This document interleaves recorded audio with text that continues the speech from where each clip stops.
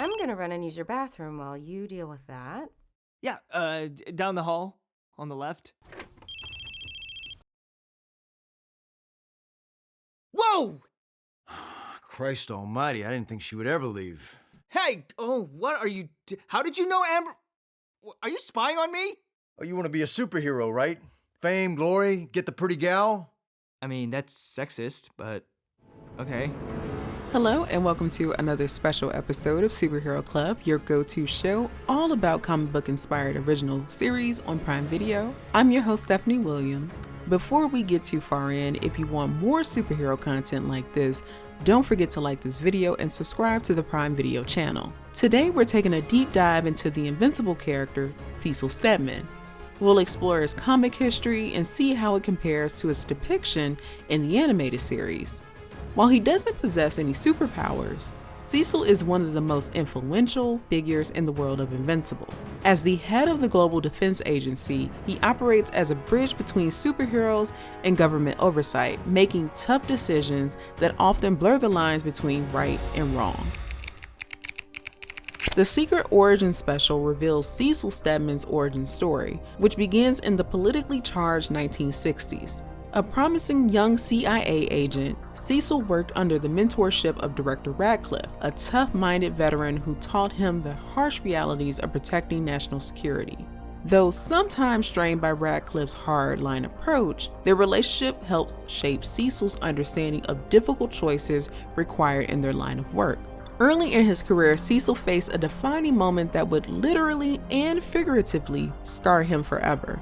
He failed to stop two members of the Order of the Freeing Fist from releasing a biohazardous weapon called Chemical X. The release of Chemical X resulted in the death of 15 civilians, the two Freeing Fist members, and severely injuring Cecil.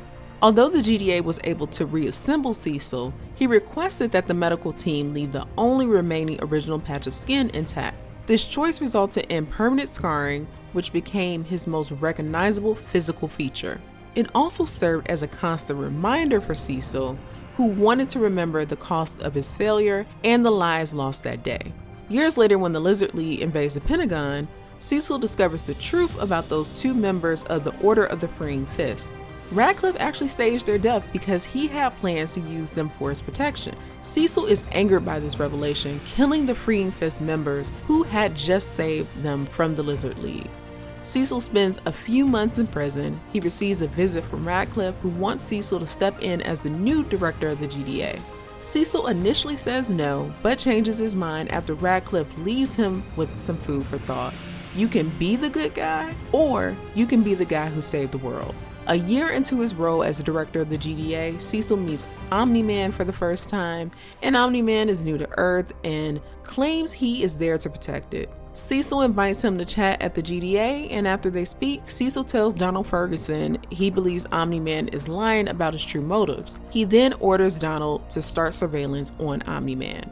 Alright, so now to Cecil's actual first appearance in the Invincible comic series, which happens in issue 13.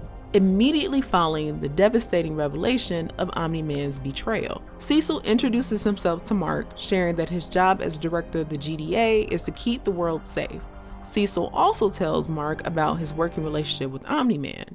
Cecil talks to Debbie to let her know he's taking care of things for her and Mark, such as keeping their identities safe and ensuring they are taken care of financially for the rest of their lives. Cecil sounds very pragmatic, sharing all of this and even mentioning feelings of responsibility for what happened when Debbie asks Cecil why he is doing so much for them. And it's because Cecil is a man who can show genuine concern while never losing sight of the bigger picture. Cecil eventually becomes a mentor figure to Mark, helping him navigate his new role as Earth's primary defender. He provides Mark with missions and guidance and shows concern for Debbie. However, Cecil's relationship with Mark becomes strained due to his tendency to withhold information.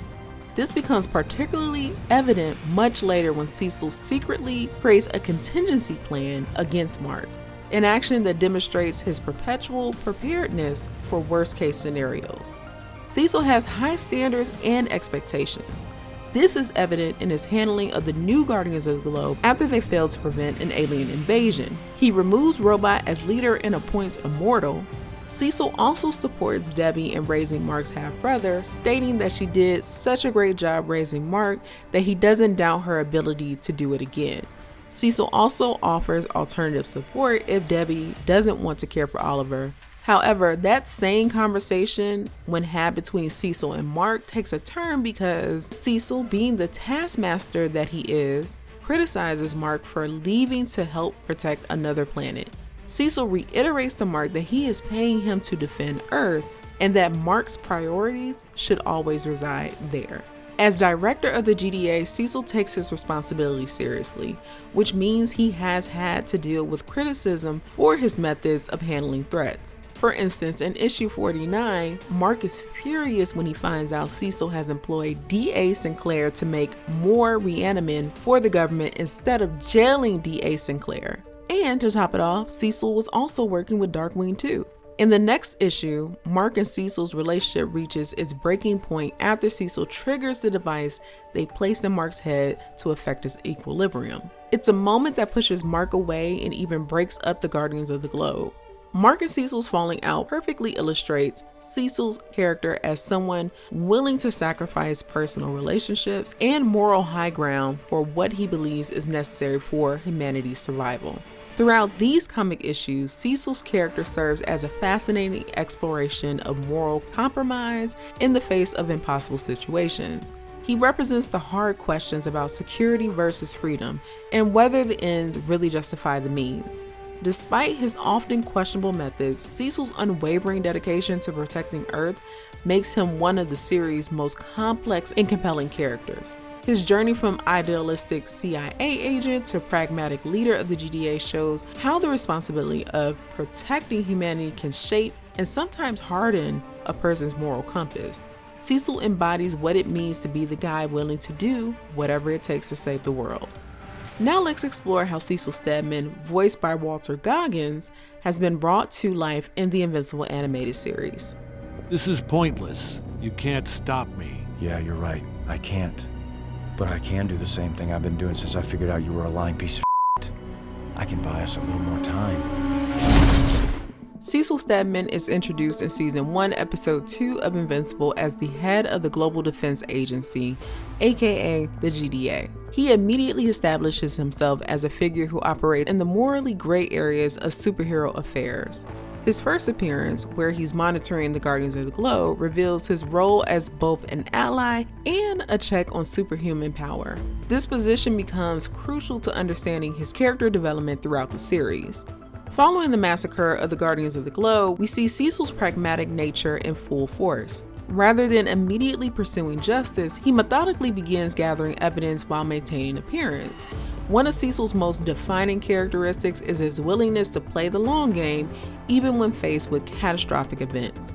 His decision to keep the investigation quiet and allow Damien Darkblood to snoop around while rebuilding the Guardians demonstrates his strategic thinking and understanding that maintaining stability is sometimes more important than immediate action. Episodes 3 and 4 deepen our understanding of Cecil's relationship with the superhero community, particularly through his interactions with the New Guardians and Mark Grayson. His mentorship of Mark, while simultaneously using him as an asset, reveals the complex duality of Cecil's character. He genuinely wants to help young heroes develop, but he's also constantly evaluating their potential utility in his broader plans for global defense. A significant turning point occurs in episode 6 when Cecil's suspicions about Omni-Man reach a critical point. The way Cecil responds illuminates the full extent of his preparedness and paranoia. We learn that Cecil has been developing contingency plans against Omni-Man for years, revealing his foresight and fundamental distrust of unchecked power. The season 1 finale presents Cecil at his most pragmatic and morally complicated. When Omni-Man's true nature is revealed, Cecil deploys increasingly desperate measures to stop him, including cybernetically enhanced soldiers and reanimated corpses. This demonstrates Cecil's resourcefulness and willingness to cross ethical boundaries when he believes the ends justify the means. His actions raise important questions about moral costs of protecting humanity and whether certain lines should never be crossed, even in dire circumstances. Season 2 further develops Cecil's character through his response to the power vacuum left by Omni-Man's departure. His relationship with Mark becomes increasingly strained as he continues to make morally questionable decisions in the name of global security. Like in the comics, Cecil has high expectations for the heroes he employs. He demotes Robot from his position as leader of Guardians of the Globe and appoints Immortal as the new leader. Even with his toughness, Cecil still has moments of genuine compassion, which can be seen in his countless reminders to Mark that he is nothing like his father. Cecil's handling of Donald also reflects this. He initially doesn't want to share the truth about what happened to Donald to protect him, but ultimately allows Donald to discover the truth for himself. The season explores the toll that years of making difficult decisions have taken a toll on Cecil, showing moments where his typically unflappable exterior cracks to reveal the weight of his responsibilities. By the end of the season, it's clear just how dedicated Cecil is to ensuring the world stays safe at any and all costs, and Season 3 kicks this up another notch. In episode 1 of Season 3, Cecil unleashes his new Reaniman army and Darkwing 2 when Invincible and Adam Eve cannot save the heroes trapped by Dr. Seismic in his new underground lair. Invincible confronts Cecil at the Pentagon and things don't go well. Cecil doubles down on his whatever it takes mantra in episode 2, but before we see that, we're shown Cecil's origin story. Similar to the comics, a much younger Cecil is on a mission to stop members of the Order of the Freeing Fist from detonating a biohazardous weapon. Although Cecil prevents things from going horrendously wrong, there are still some casualties, including his entire body. The GDA puts Cecil back together, but the only viable tissue left is on his face as a reminder of his failure. Cecil ends up serving time after killing those same members of the Freeing Fist who were working for Director Radcliffe, who claimed he fixed them. Cecil doesn't spend long in prison because Radcliffe believes he is wasting his value and eventually convinces him to take over his role as director of the GDA. Once the episode returns to the present, Cecil and Invincible continue their heated argument. Cecil employs the Reaniman to attack a furious Invincible and then activates a device that affects Invincible's equilibrium. The result is a massive falling out between Cecil and Invincible, just like it went down in the comics. Cecil's actions also breaks up the Guardians of the Globe. As the season progresses, Cecil's willingness to do whatever he can to protect the world remains steadfast, especially when the world is attacked by Angstrom Levy and his army of Invincibles from other dimensions. By the season finale, things are not good between Invincible and Cecil, but they both understand the severity of what will happen once the Viltrumites come to Earth.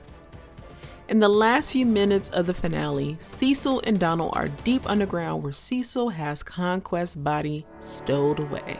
We'll have to wait and see what Cecil has planned and what he does in Season 4. And that concludes this deep dive character session of Superhero Club. Thank you so much for watching. Again, I'm your host, Stephanie Williams. Don't forget to like and subscribe for more episodes of Superhero Club. And remember, you can check out all 3 seasons of Invincible streaming now on Prime Video.